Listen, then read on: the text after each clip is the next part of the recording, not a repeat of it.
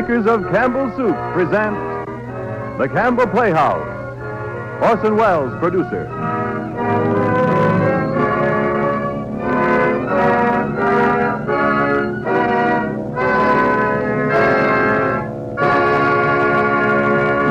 Good evening. This is Orson Welles. We bring you tonight a story by one of America's most successful writers in recent years, Kenneth Roberts. The title, Rabble in Arms. Our guest, Miss Frances D., one of the real actresses among Hollywood's youngest stars, and an old friend of yours in the Campbell Playhouse. But before Rabble in Arms, here's Ernest Chappell with some new thoughts on an old kitchen custom. Mr. Chappell? Thank you, Orson Welles. And ladies and gentlemen, that kitchen custom is an old one of the oldest on record. It's the making and the enjoying of vegetable soup. Certainly, many, many years before cookbooks were ever heard of, women were taking good meat and vegetables and combining them in a hearty, substantial soup. And so, in offering their vegetable soup, Campbell's have always recognized the friendly competition of the home soup kettle. They've known that time-saving and trouble-saving in themselves, though important, would never alone sell Campbell's vegetable soup to conscientious wives and mothers. They've known that to have Campbell's vegetable soup accepted at the family table year in and year out by good home cooks, it must compare in fine flavor and good nourishment with the best vegetable soup ever made at home. If you've tried it, then you know that's the kind of vegetable soup Campbell's make. Your first taste tells you they've taken fine beef and simmered it down till the stock is rich and rugged and full-flavored. And in this beef stock, you enjoy the flavor of the 15 different garden vegetables Campbell's use. With a vegetable soup as fine and as wholesome as this waiting at the grocer's, it's no wonder that women everywhere have given up making vegetable soup and turned to Campbell's. If you haven't tried it, won't you do so? If you will, I'm convinced that in your home, too, you'll say, Campbell's is the vegetable soup for us. And now, Orson Welles. In June 1778, Benedict Arnold was placed by General Washington in command of Philadelphia.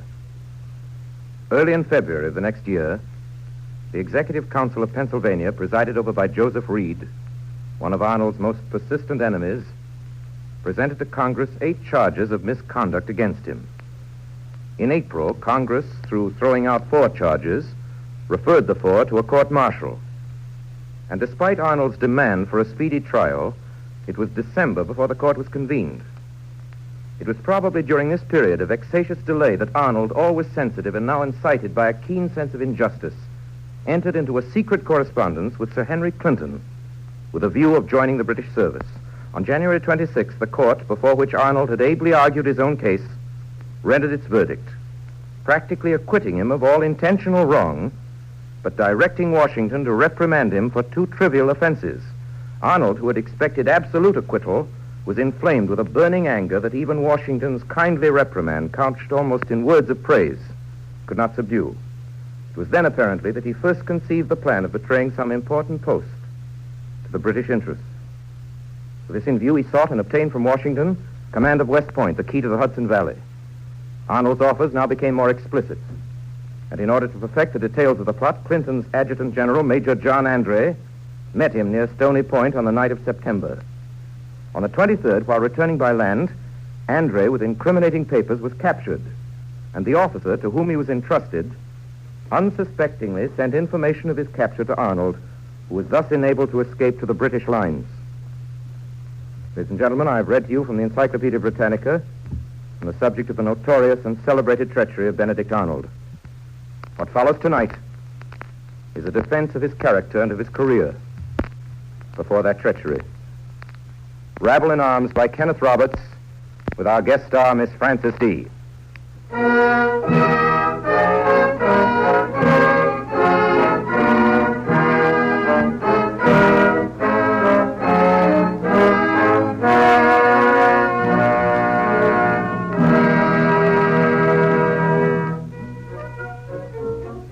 Rabble in Arms is a story of the Revolution, of which the author, Kenneth Roberts, tells us on his opening page that this is no book for those who swear by old wives' fables, holding all Americans brave, all Englishmen honorable, and all Frenchmen gallant. It cannot please such innocents as are convinced that men in public office always set the nation's welfare above their own, nor those that think all soldiers patriots. It will disappoint the credulous who cherish the delusion that patriotism burns high in every breast in the hour of a country's peril. Those who crave such poppycock must turn to fairy tales for undeveloped minds. For we are obliged tonight to deal with facts and write what we conceive to be the truth. America? Good heavens, why, America's a wilderness. If you go there, you'll be eaten by lions or chased by savages. It isn't a wilderness at all. Jack Burgoyne showed it to me on the map. Why, it's like a regatta on the Thames. You go to Quebec, and then you come to the lakes, beautiful lakes, and then to the Hudson River. And before you know it, you're in New York. Aren't you, Lord Germain? That's quite right, my dear. It's as safe as walking in Hyde Park. There, you see. What about the rebels? The rebels? Oh, they won't bother you. They'll run like sheep when they see our regulars. I'm sending 1,000 of them next week under Burgoyne. 2,000 Hessians, 5,000 Indians recruited in Canada. That'll put them in their places. Oh, they're nothing but beggars, you know, officered by shoemakers, butchers, barbers. Imagine our British troops being opposed by rabble. That's all they are, you know, rabble. A Rabble in Arms.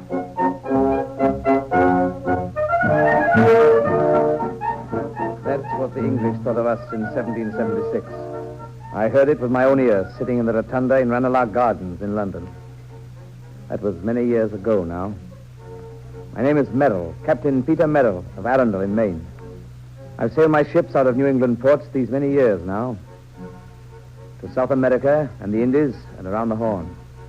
The things I remember the best are the things that happened to me many years ago when I was still a young man, almost a boy. And those years I spent at the war with my brother Nathaniel, the war of the Revolution against England. Now, as it happens, when the war started, I wasn't in America. I was with my brother Nathaniel on my father's business in London. There it was that Nathaniel first met that woman, Marie de Sabrevois, and fell under her spell. And there it was that I heard what those English lords and ladies thought of us Americans. A rabble, they called us. A rabble in arms. Ready, Slick? Yes, sir. Ebenezer Plant? Here. Jeremiah Small? I'm coming. Tom Bigfoot? You here, Tom? I'm here, Steve. Good. Doc Means? Sitting on a rum barrel. Peter and Nathaniel Merrill. Yes. You're right here, Mr. Nixon. All right, I guess that makes up the whole company. Cap Huff? Yep, Mr. Nason. As quartermaster of this detachment, you'll kindly inform the men of their requirements. Very good, sir. Each man enlisted for scout duty with the Continental Army expected to serve for a period of 3 years and required to equip self and be constantly provided with good firearm, ramrod, worm, priming wire, brush, bayonet, scabbard, belt, cutting sword, tomahawk, or hatchet, pouch containing cartridge box for 15 rounds, 100 buckshot, toe for wadding, 1 pound powder, 40 balls to fit firearm, knapsack, blanket, canteen, or wooden bottle, capacity 1 quart, provision for 3 days. All right, men. You've heard what your requirements are as specified by the American Congress now assembled in Philadelphia. They haven't supplied you with a blessed one of these things. They don't have nothing to do with it. Now then, get your packs on. We've got a long way to go, and we're going fast. I want no stopping anywhere along the way to rest, nor to argue, nor to steal. We want no stragglers, neither women nor boys. We've got to go fast and alone. Squad, attention! Forward, march! Keep in step! Keep in step!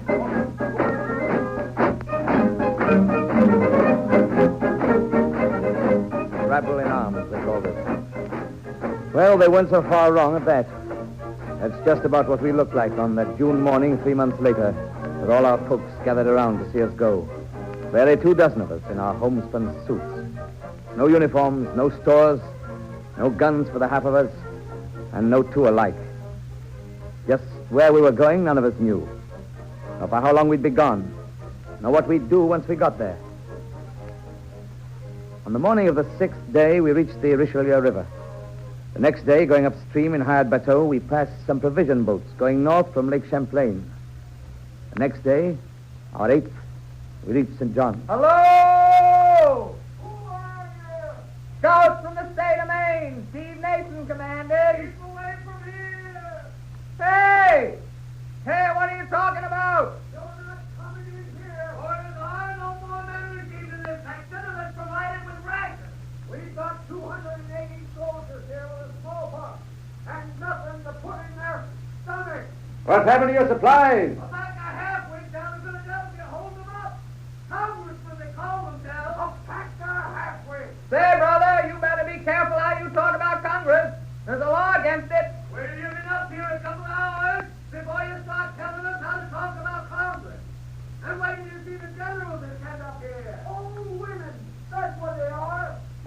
what generals you're talking about, mister. But I'll tell you right now, Congress sent up Benedict Arnold, and there ain't a better officer alive. Arnold? That's different. Even if I am from Pennsylvania, I admit Arnold's the best officer up here. Yeah, maybe that's why Congress relieved him of his command. You mean Arnold ain't running things up here no more? Not since General Wooster took over. I've got orders to get these men through to General Arnold. I'm going to get it done. So do we come ashore here, or do we have to land back a piece and dodge around you? Oh, well, if you're that set on catching the smallpox and starving to death, that's all right with me. Yep. Everything's in a mess anyway. I guess you won't make it much worse. Come ahead. You can land. I tell you, Mr. Nason, it's no use. I've tried everywhere. They say us New Englanders is tight. But these here French farmers here around St. John, They won't even there's something sell- else again. They won't even sell you nothing for money. Since that there retreat from Quebec, the French won't touch Congress money. That's Well, true. do you blame them? No, sir, I don't. It's not worth the paper it's printed on. That's right. I've got an idea, Mr. Nason. You, Nathaniel? What is it? I've got a little hard money, Mr. Nason. An English sovereign I saved from London. Hey, you never showed I think me if I go up how. to those farmers across the river, I can pick up enough pork and cornmeal with that to get us to Montreal. I'll start now if you want me to. Good. The sooner the better. Buy what you can and get back here with it as soon as possible. Mr. Nason, Yes, Peter? I'll go with him, Mr. Nason. I've got some hard money, too, and I can speak a little French. I'll go with him. Anyway, for bargaining, 2 is better than 1. Peter, we'd have a much better chance to find food if we go separately. No, I'll go with you, Nathaniel. I can get along myself, Peter. Now, I've been watching you. I know it's in your mind. Before you left London, that Frenchwoman, the one you were seeing all the time, Marie de Sabrebois. What about her? She gave you a letter to deliver up here in Canada, didn't she? Didn't she? Well, what of it? Well, I've an idea that St. John's here is where you're to deliver that letter. What if it is? I think your mind is on that letter now more than it is on your duty. Which is to get food so our detachment can get through to Montreal. I know our business as well Where as does she you live? do. Where does she live, this niece of hers? She lives in the big house with the cross, the other side of the river. Oh. So that's why you were so anxious to get away alone across the river. Well, and what of it? What's wrong in such a note? Nathaniel, I'm not letting you get into trouble here in St. John's or anywhere else. If anybody wants to know where you've been in this town and who you've seen, I propose to be able to tell them.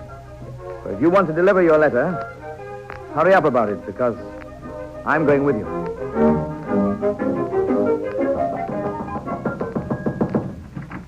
What is it? What do you want? Is Ellen Fitz here? Ellen Fitz. I have a letter for her from her aunt, from Madame de Sabrebois. Helen. Helen. Oh, oui, Madame Sandor. Sit down, my dear. Monsieur, from where did you bring this letter? From London. We were in London until the end of March. I met Marie, Madame Sabrebois, there. Yes, of course. She is the guardian of this child. Read the letter, Helen. Read it out loud for these gentlemen. My darling Ellen, I send you my love by a kind gentleman who may see you before I do. I shall come to you as soon as I return. Pray assure the good Madame Santos. That is my name, Monsieur. Madame Santos. That all goes well here, but that I long to see you once more. Never again to leave you. Meantime, I send you 8,000 kisses. Your loving aunt, Marie de Sabrebois. So kind she is. Always so good and kind. She said in her letter she'd come here to St. John's when she returned. Do you know when that will be? I do not know. You've had no news of her? This is the first news in many months. I'd like to leave a message for her. Could I write it here? But of course, Monsieur. Well, there's no time, Nathaniel. I won't be a minute, Peter. This way, Monsieur. And you, Elaine, you will entertain this gentleman until we return. Yes, Madame. Sit down, Monsieur, before the fire. You must be tired and cold. Isn't that better? Thank you. Thank you kindly, miss. You're with the army, are you not? Yeah, I'm afraid so. Something I know so little about, this terrible war. We hear sad tales here and at the convent. What sort of tales? About those poor Americans without food and without medicines. Everyone says it's hopeless what they're trying to do. Hopeless? That's what they say, but of course I know nothing about such things. I only hope they can return safely to their homes and to those who love them. How old are you? 17. Why do you ask? I have a sister back home. She's your age. Her hair is black and straight. Oh, my. If I had straight hair, then it wouldn't tangle. There'd be no need to cut it off like this. I have no sister. No brother either, for that matter. Where's your mother? She died 5 years ago. Since then, I've had nobody except my Aunt Marie. Madame de Sabrevois? Yes, the one whose letter you brought me. She placed me in the same convent to which she went when she was a young lady in Quebec. The nuns were very sweet to me, very kind, like mothers almost. So you missed the convent? Well, it was my only home. It's possible to be homesick even for a convent if you have no other home. Why did your aunt take you from the convent and send you down here in wartime? Oh, I don't know. I think she thought it was an opportunity, being allowed to come with the sisters to work among these poor people here at St. John's. Your aunt's an American, isn't she? Oh, she wouldn't like to hear you say that. My aunt's the sister of a great French officer. Oh. He was killed last year by the Americans. Be sure to give it to her. I will. Oh, thank you. All right, Peter, I'm ready. Did Elaine entertain you, monsieur, while we were gone? Oh, yes, she was most kind. We spoke of her family. Her family. But she does not remember too much about it. She was very young. Nevertheless, it was most interesting. Bye, madame. Goodbye, monsieur. And thank you again. It is nothing, monsieur. I hope you will have a pleasant journey to Montreal, the two of you. Bye, Helen. Goodbye. Nathaniel, there's something strange about that place. And that girl. And that letter. Did you notice anything strange about that letter? Oh. It was a letter from an aunt to her niece that she's fond of. She was sending her love, that's all. I wonder if that is all. Did you notice anything strange about the number of kisses she sent? Oh, of course not. Oh, Peter, you're talking nonsense. She sent 8,000 kisses. Do you remember what Lord Germain said that evening at Ranelagh? He said 2,000 Hessians, 1,000 regulars, and 5,000 Indians. That makes 8,000.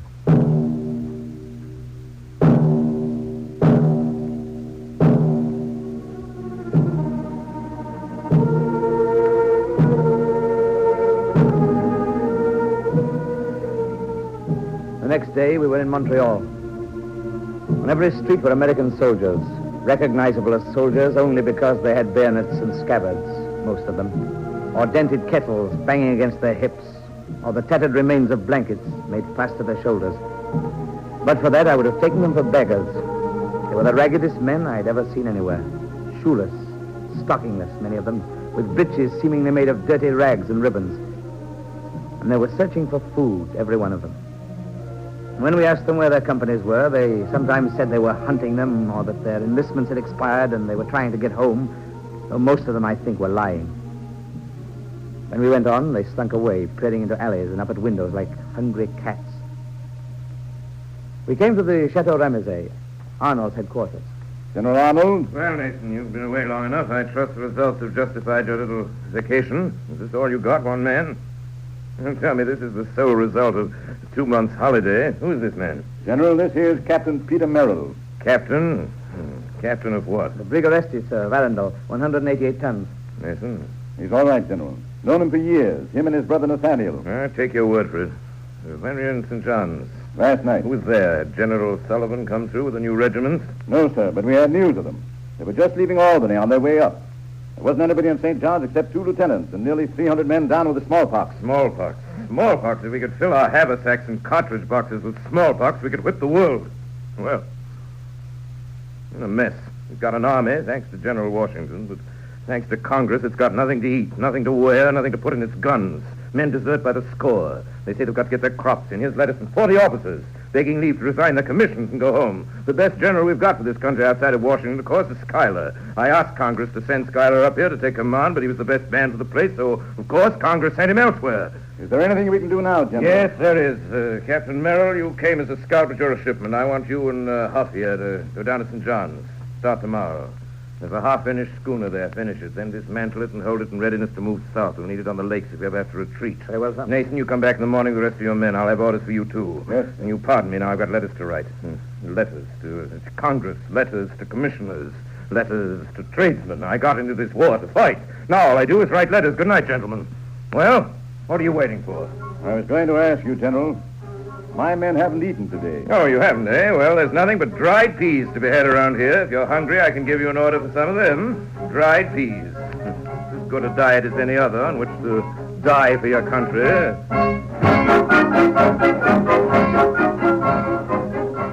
I'd been in St. John's 2 days when the new troops from Albany began to arrive on their way north. New troops. 4 battalions of Pennsylvanians under General Sullivan in their bright new uniforms, every man's musket tipped with a bayonet, and each soldier's hair properly clubbed and neatly tied, just so. I found myself wishing that Nathaniel could be with me to see these fine regiments. And it dawned on me that I might never have had such a wish unless, in my heart, there still remained certain doubts about him. And I began to think of that letter and of that woman, Marie de Sabrevois. Yes, what is it? What do you want? Madame. Oh, it's you, the American. Yes, madame. Can I see Miss Helen, please? But I do not understand. Have you not seen your brother lately? I mean... No, madame. General Arnold detailed him to scout duty on the St. Lawrence. I haven't seen my brother for some days. Oh, then that explains everything. Helen is quite fond of your brother, you know. Quite fond. He stopped by here 2 days ago. My brother was here 2 days ago? Oh, yes. Where is he now? He is gone. I am surprised you did not know. And Helen, too. Helen? Why, yes. He had a note with him for Madame de Sabrevois in Quebec. Madame de Sabrevois is in Quebec? Yes. She has arrived from England some days ago. She was afraid from something she had heard that there was to be fighting in these parts. So she sent Helen to Albany. What? Alone? No. Your brother was kind enough to take Helen to Albany. What? Personally. Why, Mr. Merrill, what is it? You look so surprised and so disapproving. I do disapprove. My brother's in the American Army and we're at war. If this gets known... Oh, well, they have been barely 2 days on the road. If you hurry after them, it is just possible that you will be able to catch up with them. If you are very lucky.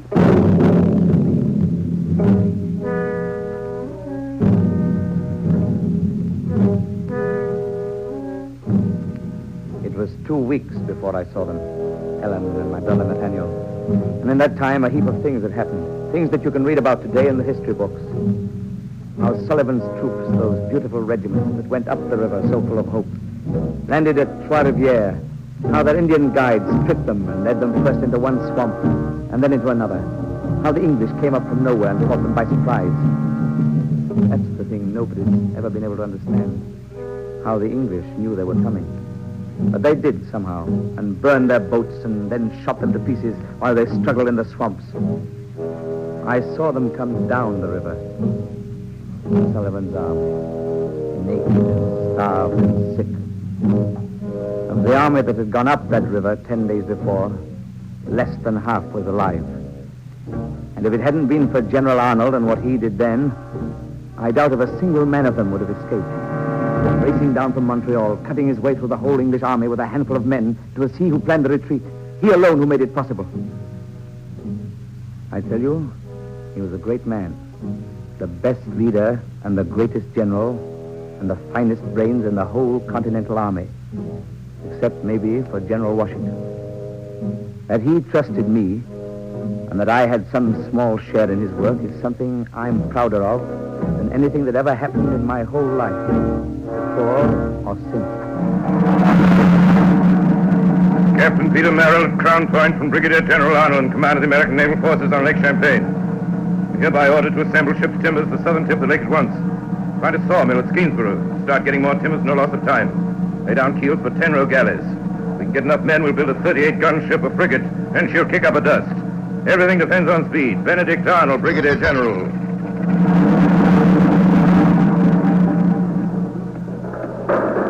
Hello, Peter. Nathaniel.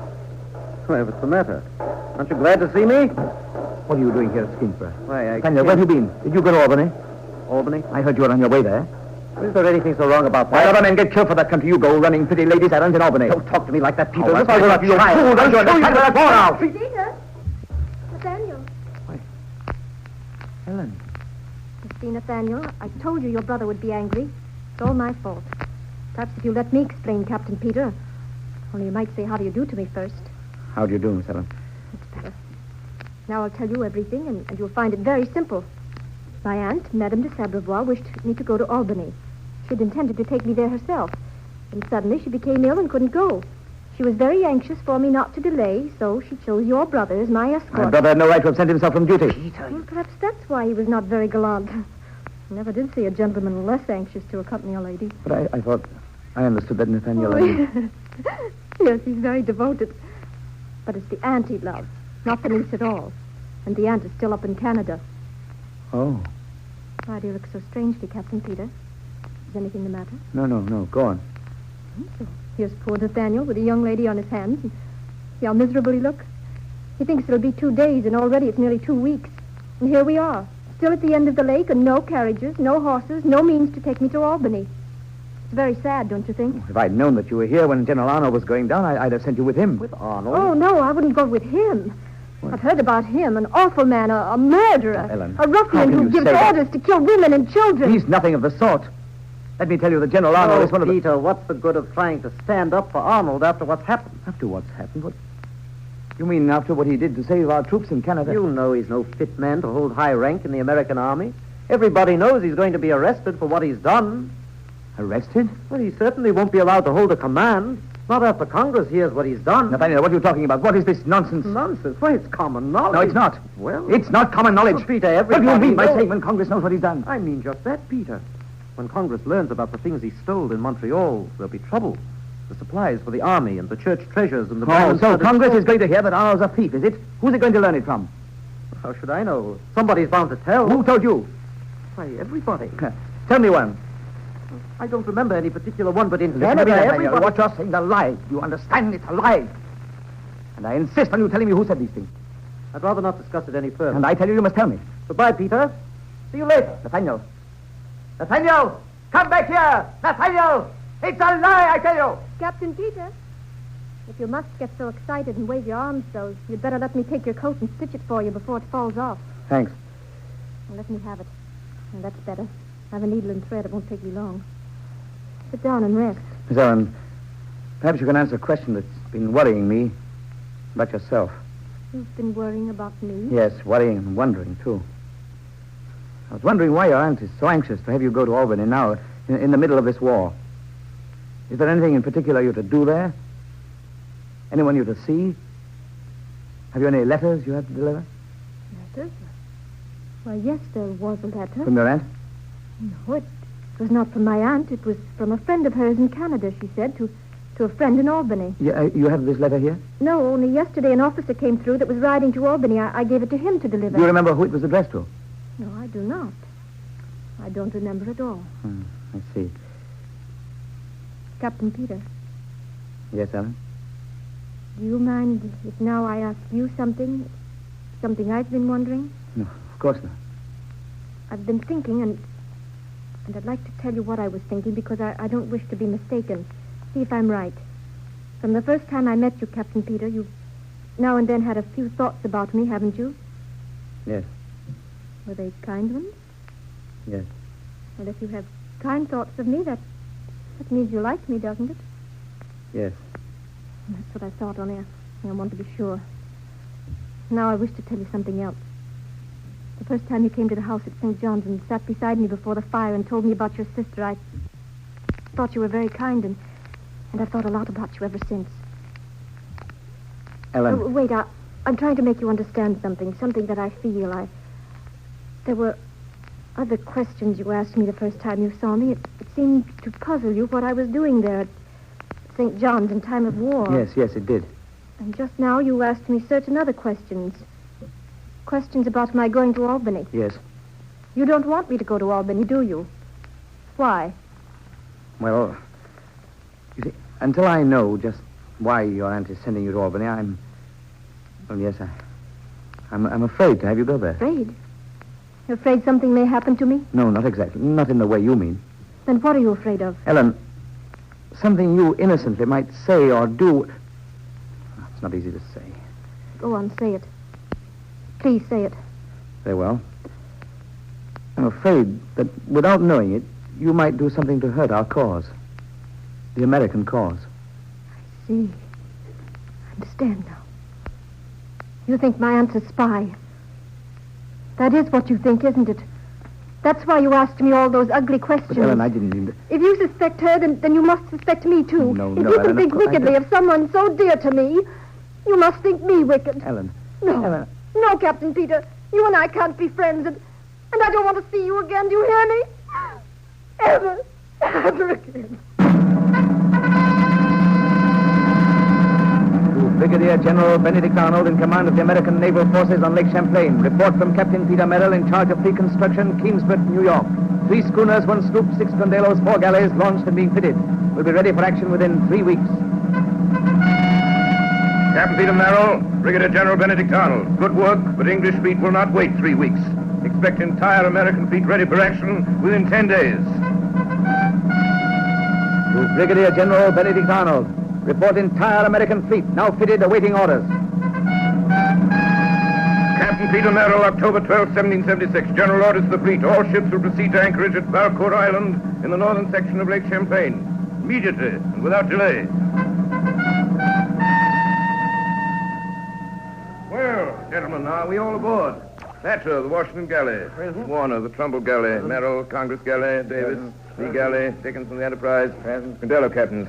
Grant of the Connecticut. Present. Arnold, the Specify. Present. Simmons, the Providence. Present. Reed of the New York. Present. Rice, the Philadelphia. Present. Grimes, the New Jersey. Present. Son of the Boston. Present. All right, gentlemen.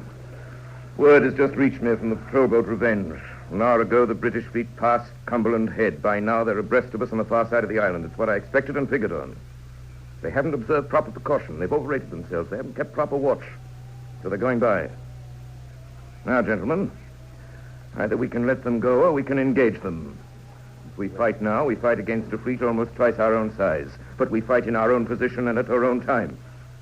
The opportunity may not present itself again. Gentlemen, what's to be done?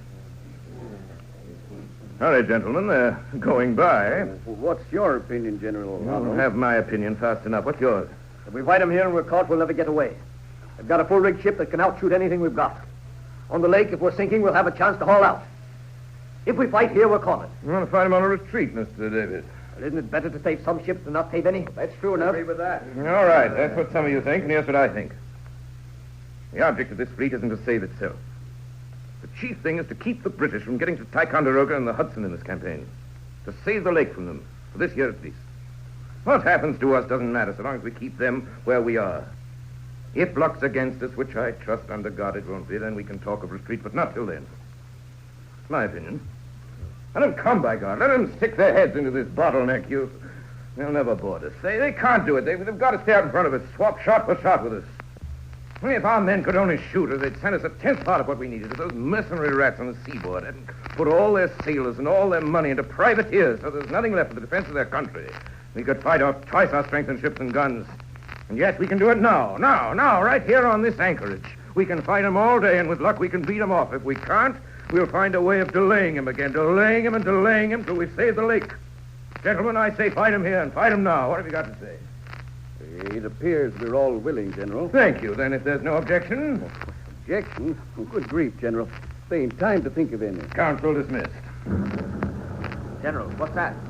Run fire. I had an idea you'd agree with me, gentlemen. 10 minutes ago, I gave orders for our patrol boat to engage the enemy. The Battle of Lake Champlain has begun. You ready, Mr. Gunner? Ready, sir. Fire!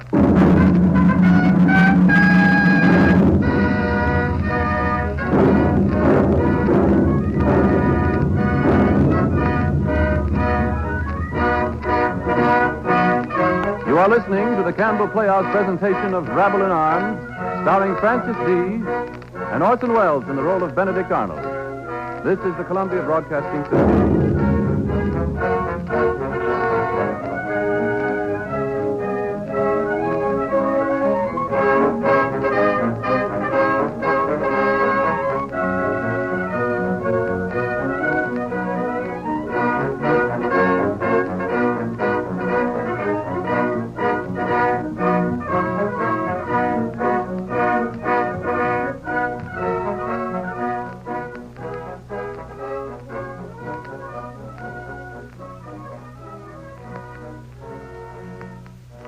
This is Ernest Chappell, ladies and gentlemen, welcoming you back to the Campbell Playhouse.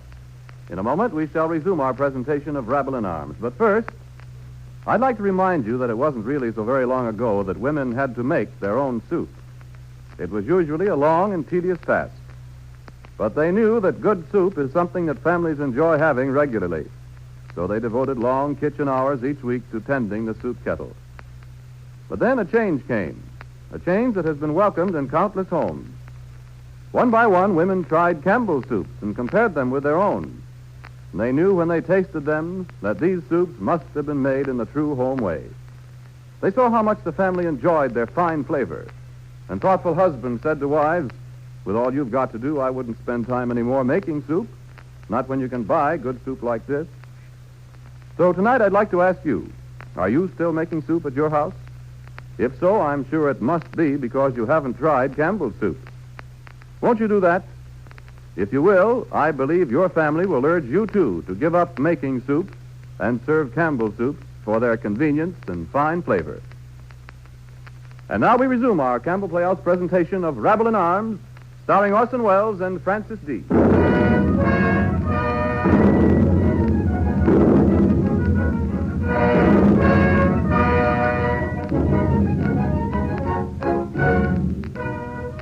We didn't know it then, or in the hours that followed.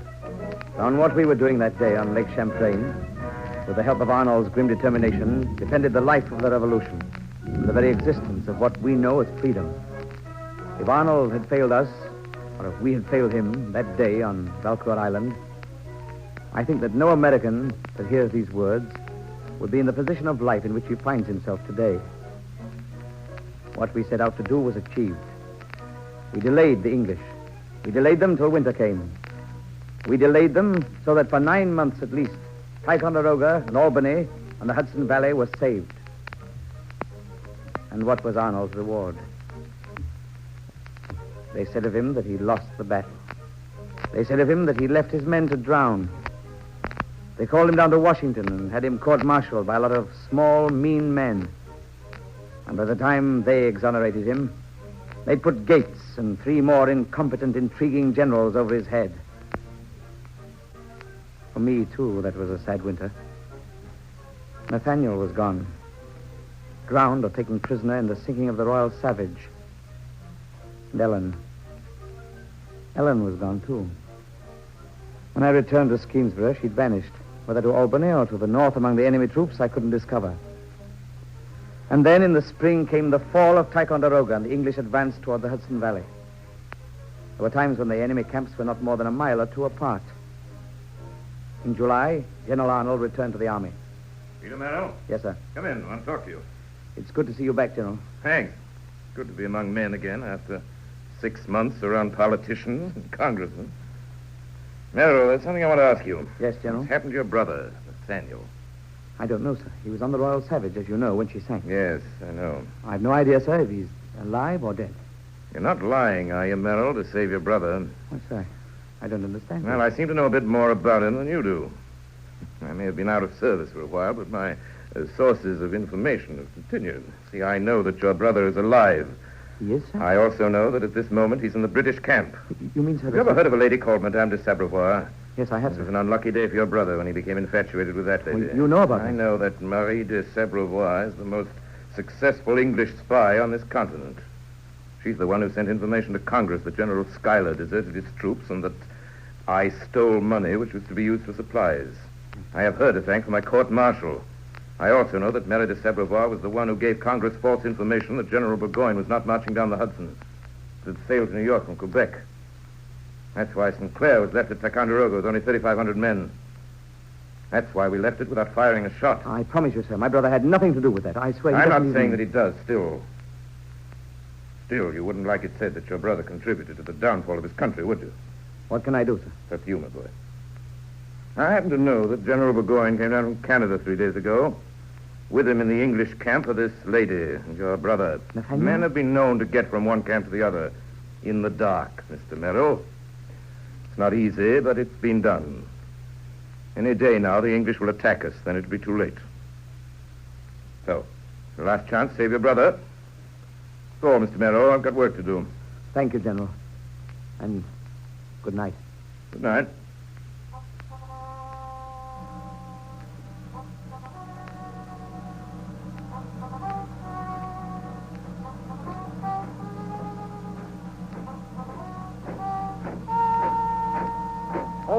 that? Second Grenadiers on patrol. Password. Ticonderoga. Pass.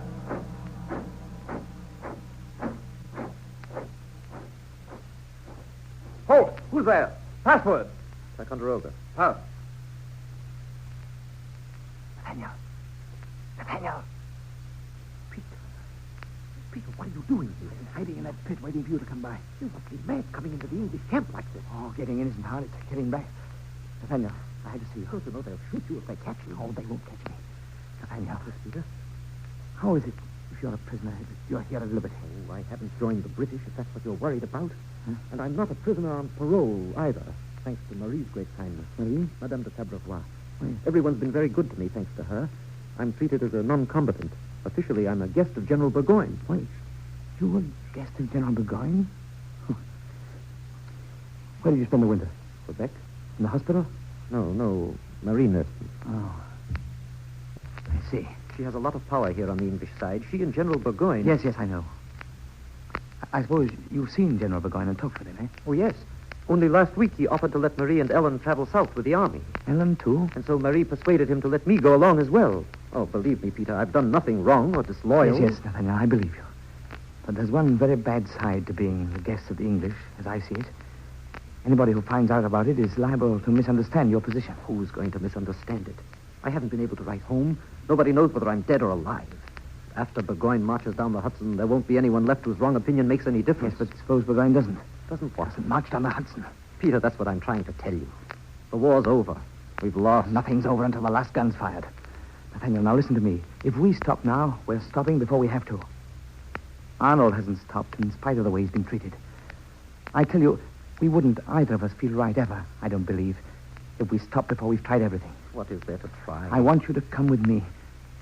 Now, Nathaniel. Tonight. Back to your own people. There's no way. Yes, there is. Remember that letter of Ellen's? The one that was to be delivered in Albany? Now, this winter, quite by accident, I met the officer to whom you gave that letter. Well, you know what was in it? It was a letter from Marie to a friend in Albany. No, it wasn't. In that letter were the names of 200 Albany Tories. Tories that could be counted on to join the British Army if it ever got as far as Albany. Now, that letter is now in General Arnold's possession. Now, listen. You go to your friend, Marie de Tabrevois, and tell her this. If we reach the American army safely before dawn tomorrow, it'll go no farther. If we don't, I wouldn't give $1 for the lives of all 200. Go on. Hurry. I'll wait for you here.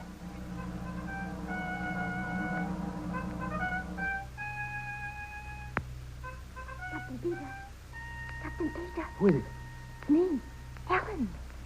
Nathaniel will be here in a moment with the safe conduct from General Burgoyne. But, I'd have come before, but I knew she was watching me. Helen, you shouldn't be here. Oh, I knew you'd come back one day, Peter. When Nathaniel came to my aunt's tent just now, I knew then that you were here. I came just as soon as I could. It's not safe for you here. You must go back, Helen. I had to see you. The last time I saw you, I behaved very badly. I'm sorry. No, it was my fault. I shouldn't have. No, Peter. You were right.